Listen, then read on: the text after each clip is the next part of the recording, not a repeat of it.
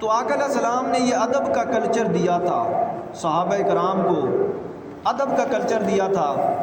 ایک حدیث پاک میں ہے، اور یہ جو حدیث دے رہا ہوں یہ سنن ابو داؤد شریف میں حدیث ہے۔ سنن ابو داؤد میں بتانا یہ چاہتا ہوں کہ آقا علیہ السلام نے ادب کا کلچر سکھایا تھا صحابہ کرام کو۔ سنن ابو داؤد میں حدیث ہے، اور اس کو حضرت عبداللہ ابن عمر رضی اللہ تعالیٰ عنہ وہ روایت کرتے ہیں کہ یہود کا ایک قبیلہ تھا، یہودیوں کا ایک قبیلہ تھا، تو ان کے ہاں ایک مسئلہ ہو گیا، تو وہ یہودی آقا علیہ السلام کی بارگاہ میں آ گئے، آ کے عرض کیا کہ یا رسول اللہ، یہودی تھے، آ کے عرض کیا کہ آپ ہمارے کیس کی سماعت کریں، ہمارے ہاں یہ ایک مسئلہ ہو گیا ہے، آپ ہمارے کیس کی سماعت کریں اور فیصلہ کریں۔ آقا علیہ السلام ان کے گھر، ان کی بستی میں، یہود کی بستی میں تشریف لے گئے۔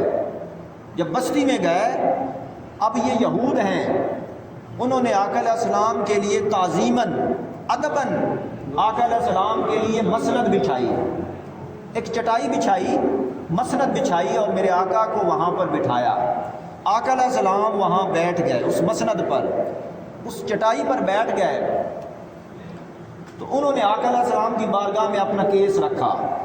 آقا علیہ السلام نے فرمایا کہ میں قرآن کی بجائے، اگر تم چاہو تو میں قرآن کی بجائے تمہاری ہی کتاب تورات سے فیصلہ کرتا ہوں، تورات سے فیصلہ کرتا ہوں۔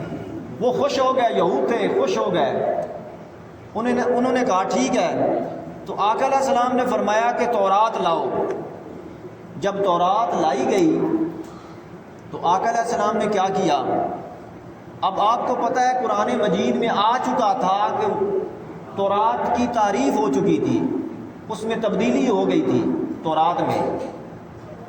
تو آقا علیہ السلام اس کے باوجود جب وہ تورات آئی تو میرے آقا ادباً تعظیماً اس تورات کے لیے کھڑے ہو گئے۔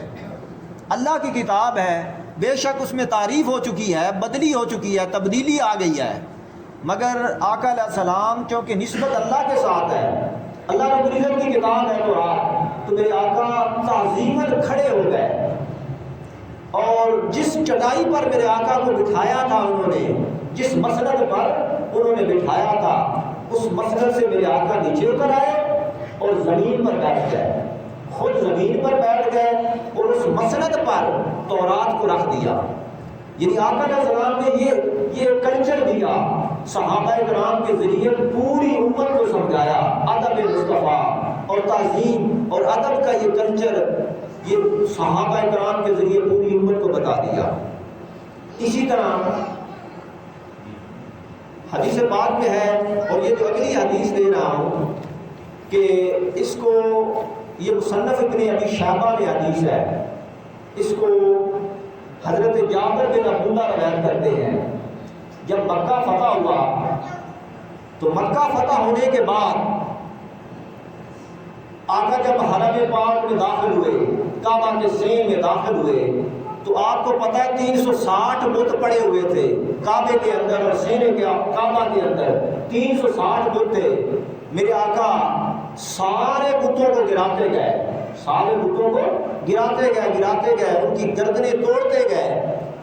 جب سارے بت سینے کعبہ کے اندر آپ نے گرا دیے، اس کے بعد حدیث پاک میں آتا ہے کہ آقا علیہ السلام خانہ کعبہ کے اندر تشریف لے گئے، کعبہ اللہ کے اندر تشریف لے گئے، اور وہاں 2 رکعت نماز پڑھی، 2 رکعتیں ادا کی۔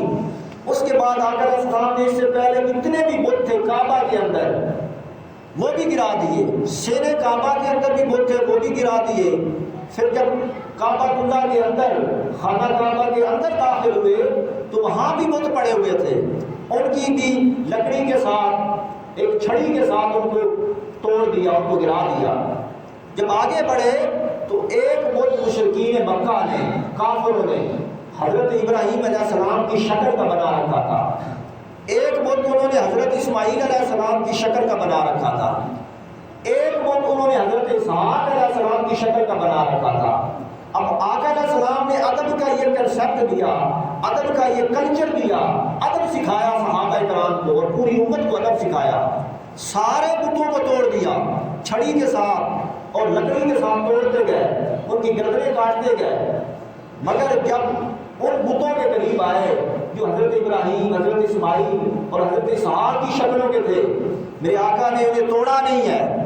تھے وہ بھی بت، تھے وہ بھی بت، تھے وہ بھی ناجائز، اور وہ بھی مشرکین مکہ نے بنائے تھے، مگر میرے آقا نے انہیں توڑا نہیں، کیونکہ نسبت حضرت ابراہیم علیہ السلام کے ساتھ تھی، نسبت حضرت اسماعیل علیہ السلام کے ساتھ تھی، حضرت اسحاق علیہ السلام کے ساتھ تھی، توڑے نہیں ہیں، غیر شرعی تھے۔ مگر میرے آقا نے کیا کیا؟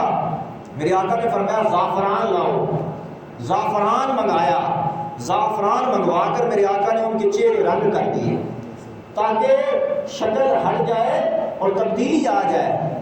ان کے چہرے زعفران سے رنگ دیے، اس کے بعد انہیں نکال دیا، انہیں گرایا نہیں، توڑا نہیں، تھے وہ بھی بت مشرکوں کے۔ یہ آقا علیہ السلام نے ادب سکھایا صحابہ کرام کو، جو پوری امت کے لیے ایک نمونہ بنا۔